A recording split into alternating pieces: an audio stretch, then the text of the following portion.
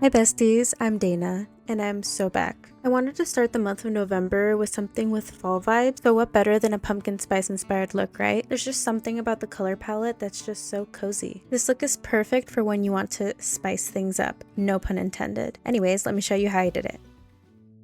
Starting with brows, I'm using the Senna Brow Book to lightly fill in my brows using the darkest shade. My go-to is a clear brow gel, but when I use products with a tint to them, I prefer powders because they leave a softer finish. I'm using the Makeup Forever HD stick to carve underneath to give them more shape.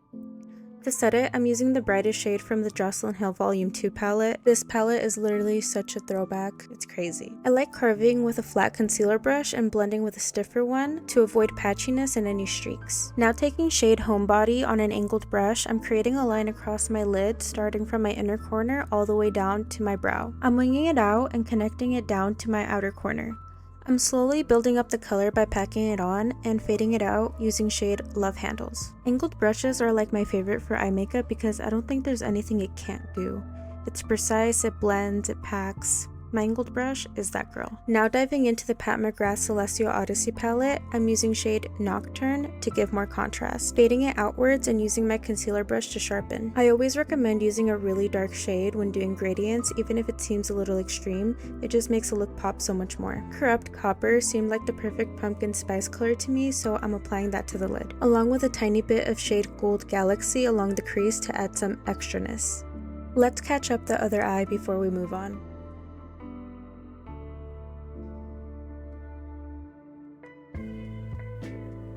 Moving on to the base, I'm using Lancome's Priming Serum. It's actually a sort of balm that gives tons of hydration and a really nice blurring effect. For foundation, I'm mixing my HD Stick Foundation with the HD Liquid Foundation, also by Makeup Forever. Mixing both adds coverage from the stick version while keeping the satin look of the liquid version, and gives me an even more perfect and custom shade match.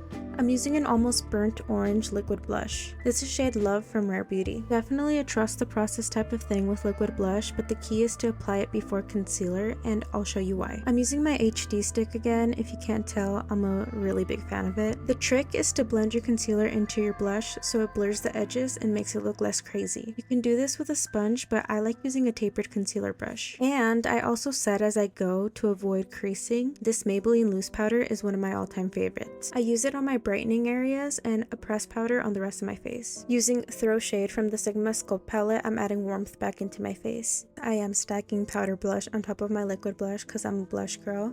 This one from Lancome is so stunning and has the prettiest gold glitters.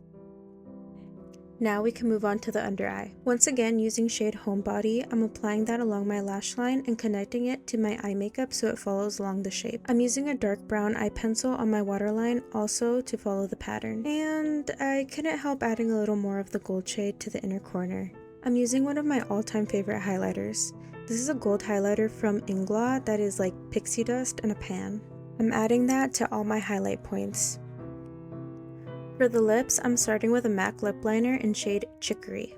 I'm using one of my favorite tricks. I'm actually using the brown shadow from earlier to create a gradient, and applying a Rare Beauty lipstick in shade Fun in the center. I'm topping it off with this Pat McGrath lip gloss in shade Flesh 6.